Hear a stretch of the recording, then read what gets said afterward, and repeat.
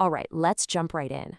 What if your digital identity wasn't something that was just given to you? What if you actually created it? That's the huge idea behind a system we're digging into today called ENTIFY. It's all about a self-authored identity, one that you, and supposedly only you, can control. So let's take a look at how this whole thing is meant to work. And really, this question is the whole ballgame. It's the core of the entire ENTIFY concept. It kind of flips the script on everything we're used to when we think about identity, right? I mean, instead of just being a number in somebody else's database, what if you were the source of your own authority, a truly sovereign individual, but in the digital world? Okay, so this table really lays it all out, super clear. It shows just how different the approach is.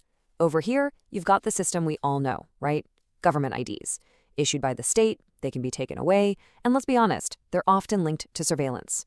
But then, look at the ENTIFY model. You issue it yourself. It's meant to be persistent, universal, and, this is a big one, privacy-preserving. And it's based on something they call conscious biometrics. And don't worry, we're going to get into exactly what that means in just a minute. So let's get into the nuts and bolts. How does this, radical new identity actually come to be? The whole system is built on this really interesting distinction between what it calls your legal identity, the one the government gives you, and your lawful identity, which according to the white papers comes directly from you. It all kicks off with something called the affidavit. And no, this isn't like filling out a form at the DMV. The way the source material describes it, this is a conscious, self-issued declaration of your own existence.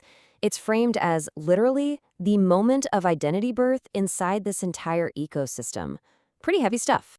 And these are the 5 key declarations you have to make in that affidavit. The language here is super deliberate, you can tell. You're not just giving your name, you're actually declaring that you own your own consciousness. And, this is huge, you're declaring your biometric data is your personal property under your own copyright.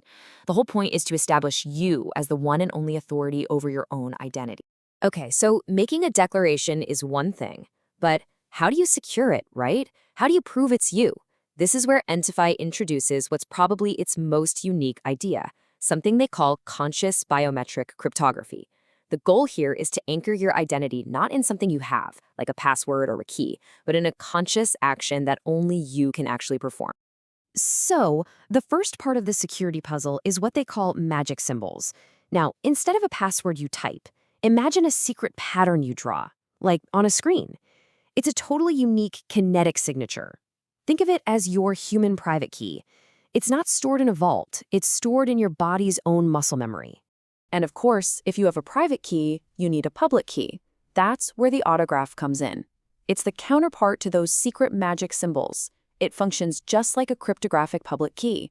It's a visible, repeatable signature that you'd use for all your public interactions, connecting your provable identity to a mark that people can recognize. Now this is a really fascinating twist. The system is actually designed to fail if someone is forcing you to use it.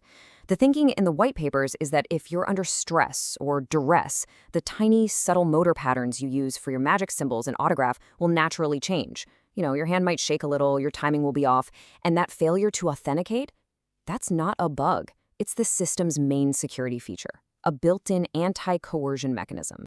Okay, so this whole idea of a self-authored identity is a really powerful digital concept. But the ENTIFY system argues that it can't just live in the cloud. It needs to be anchored to the physical world. And that, of course, is where the hardware comes into play. The system is built around what it calls a hardware trinity, 3 key pieces. First, there's the ENTI card. The easiest way to think of this is like the master vault for your identity. It holds your root keys and it's totally offline. Then you have the ENTiphone, which is your everyday device for talking to people and authenticating yourself. And finally, the InTag, which is a small cryptographic tag that you can use to link physical stuff to your identity. And it's that little N tag that makes one of the system's boldest claims possible, the idea of unstealable assets. The concept is pretty wild. You physically tag an item, your phone, a piece of gold, whatever, and you link it to your unique identity on the network. If that thing gets stolen, it's supposed to lose all its value, because the ownership can't be legitimately transferred without your conscious biometric approval. And the project's own documentation puts it very bluntly. It says stealing an N-tided asset results in immediate loss of resale value. The asset becomes economically inert.